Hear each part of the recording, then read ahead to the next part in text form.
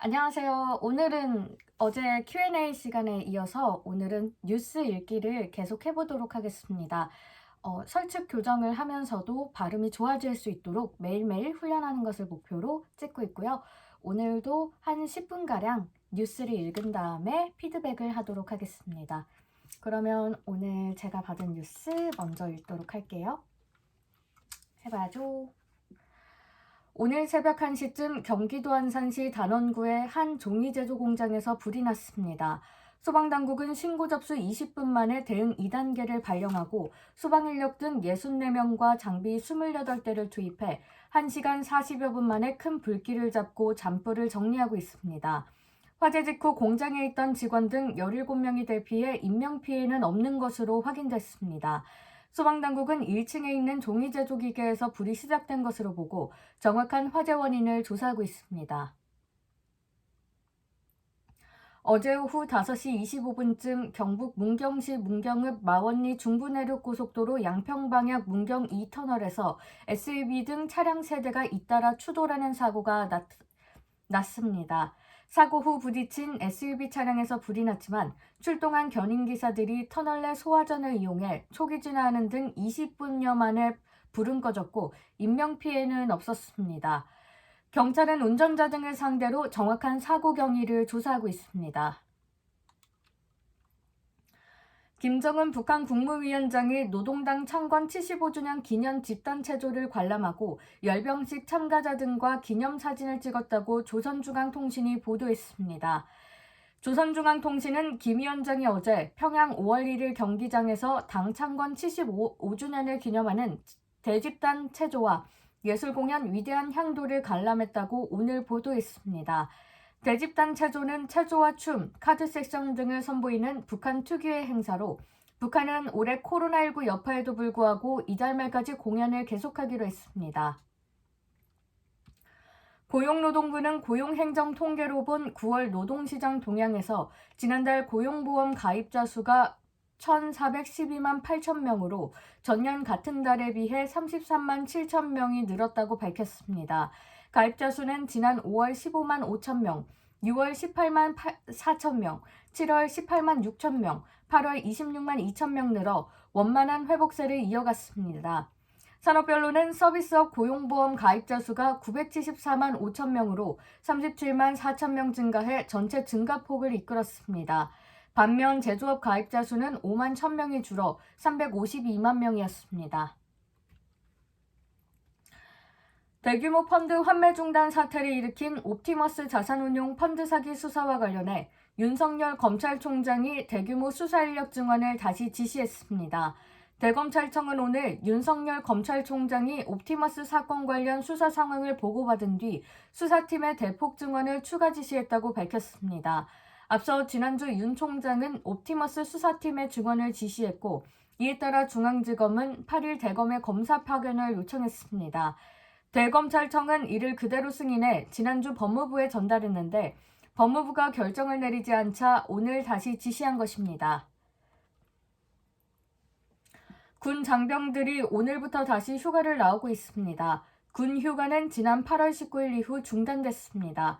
국방부는 사회적 거리두기 1단계 실시에 따라 오늘부터 모든 장병의 휴가를 정상 시행하기로 했습니다. 다만 휴가를 원하는 장병 거주지가 집단 감염이 발생한 지역일 경우에는 연기를 권고하기로 했습니다. 외출은 7일 이내 확진자가 없는 지역에 한해 장성급 지휘관이나 대령급 독립부대장 판단하에 시행하도록 했습니다. 최근 8일간의 국경절 연휴가 끝난 중국 본토에서 코로나19 신규 확진자가 56일 만에 발생했습니다. 중국 산등성 칭다오시 위생건강위원회는 어제 칭다오시의 한 병원 의료진과 환자 등 370여 명을 검사해 6명의 감염 사실을 확인했습니다. 칭다오시 보건당국은 무증상 감염자도 6명 추가 확인했지만 중국에서는 무증상 감염자를 공식 환자 집계에 넣지 않고 있습니다. 중국에서는 지난 1일부터 8일까지 국경절 연휴 기간에 6억 3천만 명이 국내 여행을 했습니다.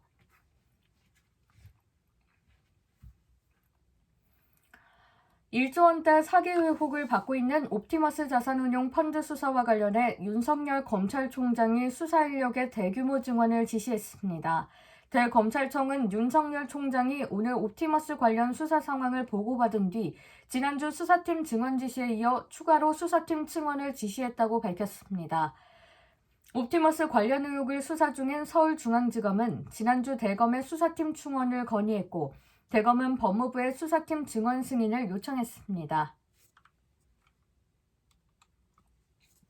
고 구하라 씨의 자택에서 금고가 도난돼 경찰이 용의자를 쫓고 있는 사실이 뒤늦게 확인됐습니다.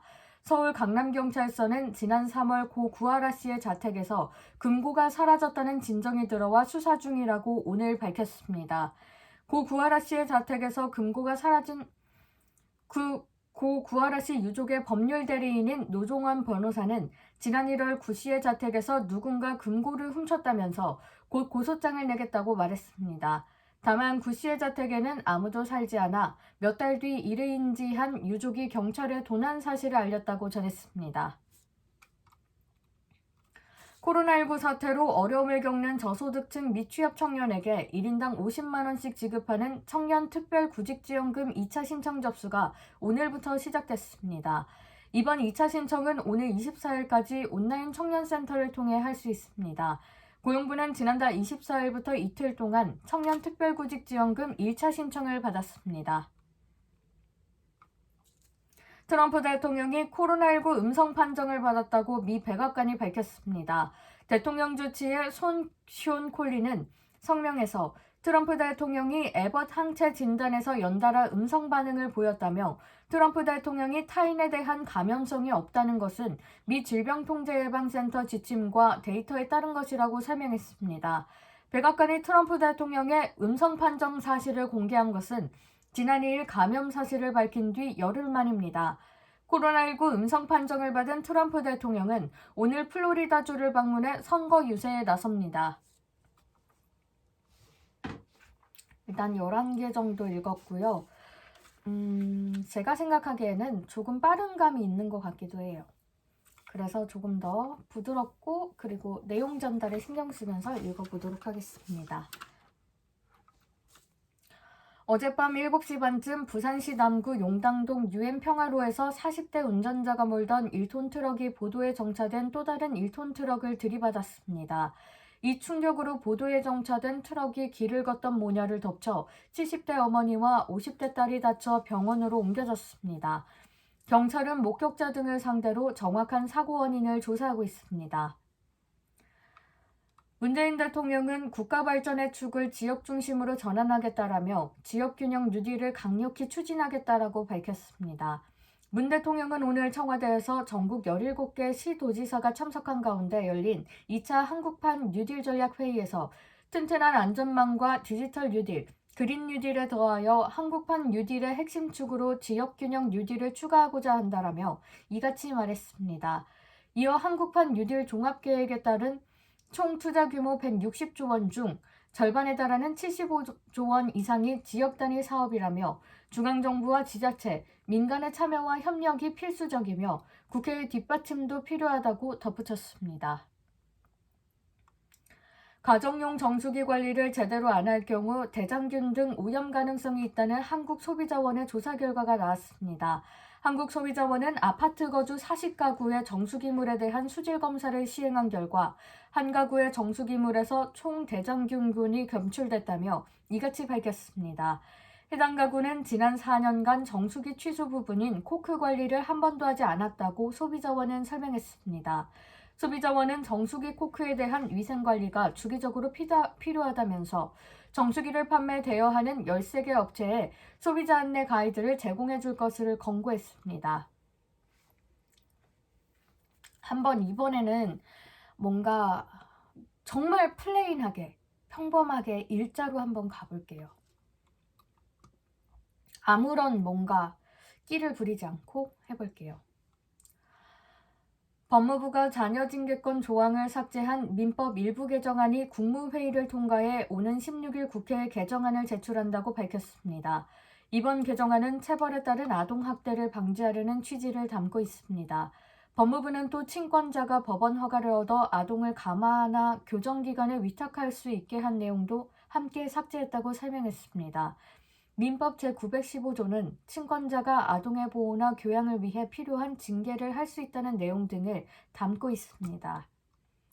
약간 힘이 빠졌죠, 마지막에? 하나만 더 해볼까요? 하나만 더 해보겠습니다. 제주 한라산 516 도로 수학교 다시 할게요. 죄송합니다. 제주 한라산 516 도로 수학교 인근에서 오늘 20명이 탄 시외버스와 승용차, SUV 사이에 교통사고가 나 버스가 도랑에 빠지고 승용차 운전자가 크게 다쳤습니다.